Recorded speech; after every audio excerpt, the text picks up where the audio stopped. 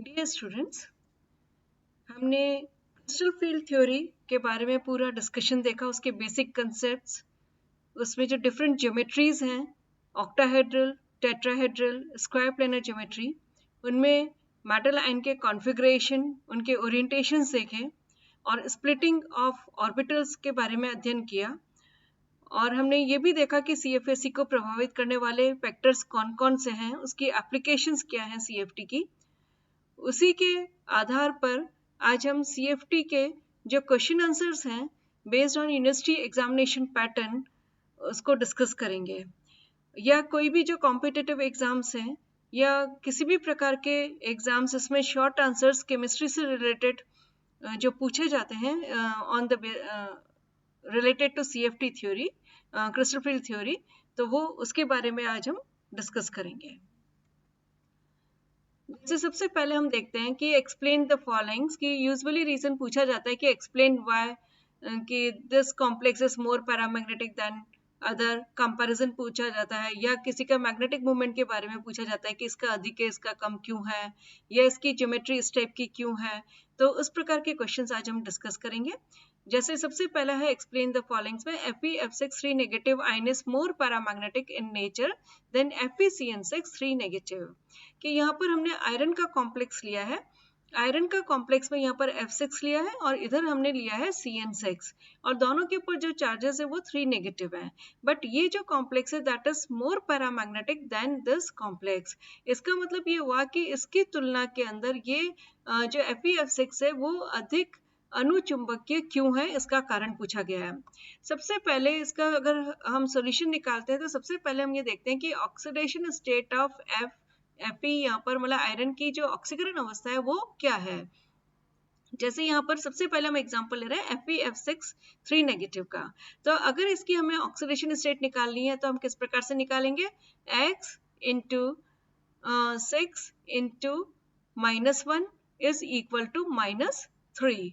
तो इस प्रकार से अगर हम निकालते हैं तो X की वैल्यू आएगी यहाँ पर +3। आई रिपीट इट कि X प्लस F की -1 होती है valency, so 6 into -1 is equal to -3. So X is equal to -3 plus 6, that is equal to +3. So oxidation state of Fe is equal to +3. अब electronic configuration अगर हम Fe+3 का लेते हैं तो ये आता है 3d5। हम d जो ऑर्बिटल्स में इलेक्ट्रॉन्स है उसके बारे में अधिक अभी कॉन्सेंट्रेट करेंगे। क्योंकि यहाँ पर जो फ्लोराइड है वो वीक फील्ड लिगेंड है, एक दुर्बल क्षेत्र लिगेंड है। दुर्बल क्षेत्र लिगेंड के अंदर क्या तात्पर्य है कि इसकी जो डेल्टा O का जो मान है वो पाई की तुलना में कम होगा। पेयरिंग एनर्जी युग्मन ऊर्जा की तुलना में डेल्टा O का मान जो है वो कम होगा। इसका तात्पर्य ये हुआ कि इन इलेक्ट्रॉन्स का जो यहाँ पर d ऑर्बिटल में है इनका युग्मन नहीं होगा, ये अलग अलग ऑर्बिटल के अंदर पहले फिल होंगे। तो इस प्रकार से अगर हम configuration of metal ion in complex यानी संकुल के अंदर अगर धातु आयन का विन्यास देखते हैं तो D5 को हम इस प्रकार से दे सकते हैं। ऑक्टाहेड्रल ज्योमेट्री के अंदर जैसा कि हम जानते ही हैं कि पहले T2G D ऑर्बिटल की जब स्प्लिटिंग होती है तो T2G की जो एनर्जी लेवल है वो कम हो जाती है, Eg की जो है वो कंपैरेटिवली अधिक रहती है। तो पहले इलेक्ट्रॉन जो है वो T2G के अंदर, क्योंकि 3 ऑर्बिटल होते हैं तो इन 3 ऑर्बिटल्स के अंदर एक एक इलेक्ट्रॉन तीनों में जाएगा। फिर जो 2 इलेक्ट्रॉन बचे हैं वो Eg के जो 2 ऑर्बिटल्स हैं उसमें एक एक करके दोनों चले जाएंगे। इसका हमने प्रीवियस लेक्चर के अंदर विन्यास के बारे में अध्ययन किया था, मैं और प्लेलिस्ट उसमें शेयर कर दूंगी, तो उसको आप फिर से देख सकते हैं, रिवाइज कर सकते हैं कि हमने किस प्रकार से लिखा T2G3 और Eg2।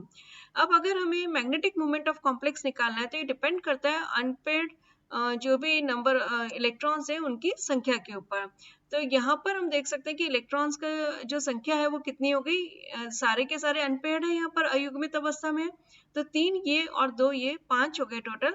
So mu is equal to formula होता है √n इंटू n+2, यानी कि 5 इंटू 5+2, तो दैट इज इक्वल टू 5.9। अगर हम इसको सॉल्व करते हैं 5 इंटू 7 मतलब 35 हो गया, 35 का अगर हम रूट निकालेंगे तो ये आएगा 5.9 के बराबर।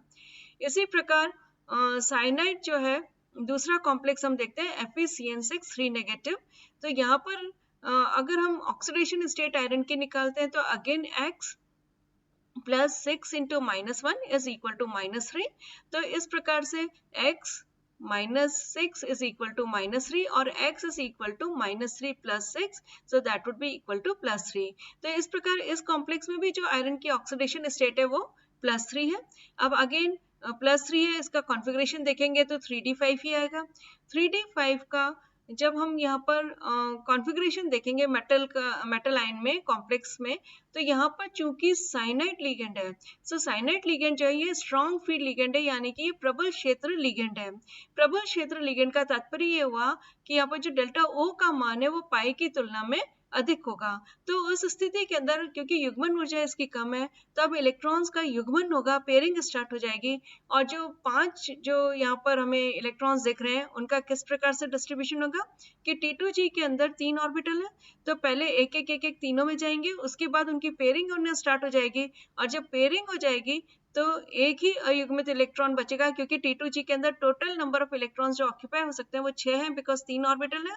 सो 3 इंटू 2 6 हो गया. सो 6 में से जो 5 इलेक्ट्रॉन्स है वो 2 ऑर्बिटल में तो 2 हो जाएंगे और एक ऑर्बिटल में 1 रह जाएगा और Eg के अंदर 0 रहेगा. तो इस प्रकार यहाँ पर जो अयुग्मित इलेक्ट्रॉन की संख्या बची वो सिर्फ एक ही रह गई. अब मैग्नेटिक मोमेंट ऑफ अगर कॉम्प्लेक्स अगर हम कैलकुलेट करते हैं, कॉम्प्लेक्स का चुंबकीय आर्गुण अगर हम कैलकुलेट करते हैं तो mu is equal to root n into n plus 2, so 1 into 1 plus 2 हो गया.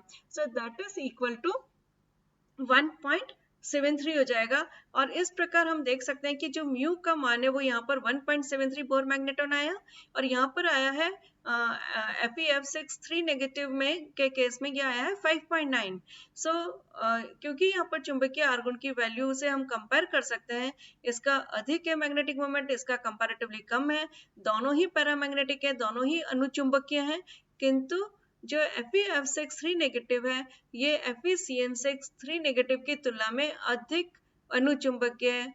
FeF6 negative ion is more paramagnetic in nature than FeCN6 negative. Now next question हम देखते हैं NiCl4 2 negative is paramagnetic and tetrahedral. जैसा कि हमने देखा कि सबसे पहले हमें क्या निकालना होता है कॉम्प्लेक्स में, ऑक्सीडेशन स्टेट. तो firstly we will determine the oxidation state of nickel here in the complex. तो x into 4 into -1 is equal to -2, और ये हो गया +2 के बराबर. अब इलेक्ट्रॉनिक कॉन्फ़िगरेशन निकल +2 का जो है अगर हम देखते हैं तो ये आता है 3d8 के बराबर. अब जो configuration of metal ion complex की अगर हम बात करते हैं तो जो Cl है ये कंपैरेटिवली वीक फील्ड है. तो अब जो इलेक्ट्रॉन्स टेट्राहेड्रल के अंदर जो डिस्ट्रीब्यूशन होता है वो किस प्रकार से होता है, पहले E जो है उनकी एनर्जी लेवल कम होती है, जो T2 है उनकी एनर्जी लेवल अधिक होती है.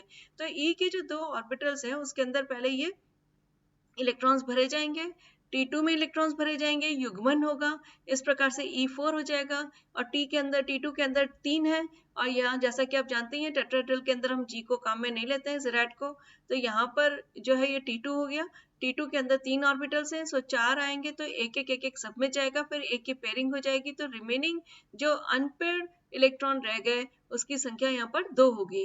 तो इस प्रकार number of unpaired electron is equal to 2, so mu is equal to √2 into 2 + 2, that is equal to 2.83 Bohr magneton. जैसा कि हमने पूर्व में भी 3d8 जब हमने टेट्राहेड्रल ज्योमेट्री के बारे में पढ़ रहे थे तब भी हमने देखा था कि म्यू का मान जो है यहाँ पर 2.83 आता है, जो इसको सपोर्ट करता है इसकी ज्योमेट्री को, और ये भी ये दर्शाता है कि ये पैरामैग्नेटिक इन नेचर है. इसी प्रकार अगर हम NiCN4 2 नेगेटिव का देखें तो ये डायमैग्नेटिक है और स्क्वायर प्लेनर ज्योमेट्री को दर्शाता है. अब इसमें अगर हम ऑक्सीडेशन स्टेट निकालते हैं तो निकल की जो है यहाँ पर आप ब्रैकेट लगा सकते हैं, NiCN के बाद Cn जो है वो ब्रैकेट में आ जाएगा. सो निकल जो है इसकी ऑक्सीडेशन स्टेट जैसा कि हमने अभी कैलकुलेट की -1 होता है साइनाइड, तो ये +2 आ जाएगी. अब निकल 2 पॉजिटिव की 3d8 स्टेट है. 3d8 स्टेट के अंदर क्योंकि साइनाइड अब स्ट्रॉन्ग फील्ड लिगेंड है, मतलब प्रबल क्षेत्र लिगेंड है, तो इसमें पेयरिंग हो जाएगी. अब जब पेयरिंग होगी तो किस प्रकार से होगी, अब E के अंदर 2 है, दोनों के दोनों ऑर्बिटल जो है वो फुल हो जाएंगे, और जो T2 है उसके अंदर अब 4 इलेक्ट्रॉन्स जो है पहले एक में एक जाएगा, फिर एक के अंदर पेयरिंग हो जाएगी. तो इस प्रकार से पहले जैसे यहाँ पर हुआ, लेकिन चूंकि साइनाइड यहाँ पर स्ट्रॉन्ग फील्ड है, इसलिए यहाँ पर कोई भी अनपेयर्ड अवस्था में नहीं रहेगा। अब दो जो ऑर्बिटल है वो दोनों के अंदर पेयरिंग हो जाएगी और जो तीसरा ऑर्बिटल है वो वेकेंट रहेगा इसमें। इसका मतलब ये हो गया कि यहाँ पर दो युग्म इलेक्ट्रॉन युग्म पाए जाएंगे और जो एक ऑर्बिटल है वो खाली रहेगा। तो अनपेयर्ड इलेक्ट्रॉन की जो संख्या है वो बिल्कुल यहाँ पर 0 हो जाएगी। तो इस प्रकार से E4 में तो दो ही ऑर्बिटल है, दो में पूरे 4 इलेक्ट्रॉन्स फिल हो गए।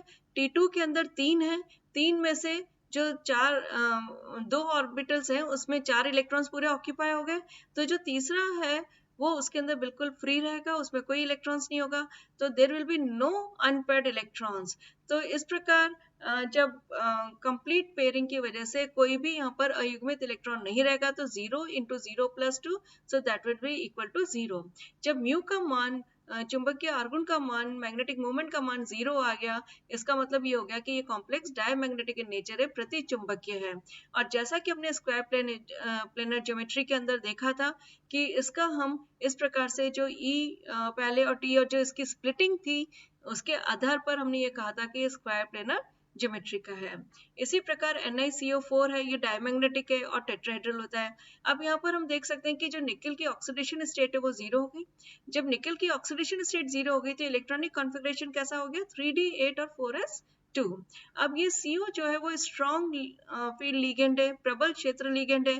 तो यहाँ पर कंप्लीट पेयरिंग हो जाएगी। कंप्लीट जब पेयरिंग हो जाएगी तो इसका क्या मतलब हुआ कि E के अंदर दो ऑर्बिटल्स हैं, सो 4 इलेक्ट्रॉन इसमें आएंगे और जो बाकी के बचे हुए सारे इलेक्ट्रॉन्स हैं वो सारे के सारे किस में चले जाएंगे, T2 में चले जाएंगे। So all the orbitals will be fulfilled. तो उस स्थिति के अंदर कोई भी अनपेयर्ड इलेक्ट्रॉन यहाँ पर नहीं बचेगा, अयुग्मित इलेक्ट्रॉन की संख्या 0 हो जाएगी। तो इस प्रकार म्यू का मान अगर हम निकालते हैं तो √0 × 0 + 2 इज इक्वल टू 0। सो इस प्रकार मैग्नेटिक मोमेंट का मान चूंकि 0 है इसीलिए ये डायमैग्नेटिक है। अगेन ये वाला हमने टेट्राहेड्रल के अंदर जो सिस्टम देखा था 3d8 सिस्टम 4s2, उसी के आधार पर इसकी हमने टेट्राहेड्रल ज्योमेट्री भी कही है। तो इस प्रकार से अन्य क्वेश्चन ये भी पूछा जा सकता है कि NiCl4 2 negative is paramagnetic while NiCN4 2 negative is diamagnetic, और NiCN4 2 negative and NiCO4 are diamagnetic in nature. Why it is so? And this one is a square planar and this one is tetrahedral. तो इस प्रकार से हम इनको, इनकी geometry को, इनके जो चुंबकीय आघूर्ण है उनकी प्रकृति को भी हम यहाँ पर समझा सकते हैं। ये हम समझा रहे हैं on the basis of CFT. Then a magnetic moment of MnCN6 3 negative is 2.8 per Bohr magneton, or whereas that of MnBr4 2 negative is 5.9 Bohr magneton. तो सबसे पहले हम इस कॉम्प्लेक्स के अंदर Mn की ऑक्सीडेशन स्टेट निकालते हैं। So again x × 6 - 1 is equal to -3। So Mn की जो ऑक्सीडेशन स्टेट की वैल्यू आई वो आ गई +3। अब अगर हम Mn3 पॉजिटिव का अगर इलेक्ट्रॉनिक कॉन्फ़िगरेशन देखते हैं तो it comes out to be 3d4। अब configuration of metal ion in complex अगर हम देखते हैं तो वो क्या होगा, T2G, बिकॉज ये कौन सा है, ऑक्टाहेड्रल है। सो T2G पहले आएगा, सो T2G4 Eg0। क्यों, क्योंकि साइनाइड जो है ये स्ट्रॉन्ग फील्ड लिगेंड है, तो इसलिए यहाँ पर पहले T2G के अंदर ही पेयरिंग होगी। तो इस प्रकार एक एक तीनों में चले जाएंगे और फिर उसके बाद में एक इलेक्ट्रॉन की पेयरिंग हो जाएगी। अब दो इलेक्ट्रॉन्स यहाँ पर बचे हुए रह जाएंगे। तो हम ये कह सकते हैं कि अयुग्मित इलेक्ट्रॉन जो है उनकी संख्या यहाँ पर 2 हो गई, नंबर ऑफ अनपेयर्ड इलेक्ट्रॉन्स जो है वो 2 हो गए। So mu is equal to again n × n + 2, तो so 2 × 2 + 2 that is equal to 2.82 Bohr magneton. इसी प्रकार अगर हम MnBr4 2 नेगेटिव में देखते हैं तो मैग्नीज की यहाँ पर ऑक्सीडेशन स्टेट अगेन +2 है और मैग्नीज 3 के अंदर 3d5 होगा। तो जब मैग्नीज 3 के अंदर 3d5 है तो इस प्रकार T2G3 और Eg2 हो जाएगा। जब ये इस प्रकार से होगा तो यहाँ पर हम देख सकते हैं कि जो Br है वो वीक फील्ड लिगेंड है। वीक फील्ड लिगेंड है तो यहाँ पर पेयरिंग नहीं होगी। तो पहले T2G के अंदर एक एक ऑर्बिटल के अंदर तीनों इलेक्ट्रॉन्स चले जाएंगे और फिर Eg के अंदर एक एक इलेक्ट्रॉन्स जाएंगे। तो इस प्रकार टोटल नंबर ऑफ जो अनपेयर्ड इलेक्ट्रॉन्स है, अयुग्मित इलेक्ट्रॉनों की संख्या है वो 5 हो गई। सो इसको 5 देखा जाए, ये 5 है संख्या, ये सही कर लें इसको। So 3 plus 2 is equal to 5. So mu is equal to 5 into 5 plus 2, that is equal to 5.9 Bohr magneton. तो इस प्रकार हम देख सकते हैं कि इसमें जो कॉम्प्लेक्स है इसका 5.9 आया, जबकि इसका जो कॉम्प्लेक्स है Cn के साथ उसमें ये 2.8 बोर मैग्नेटॉन आता है. इस प्रकार हम कई क्वेश्चंस सॉल्व कर सकते हैं on the basis of their mu values and their electronic configuration.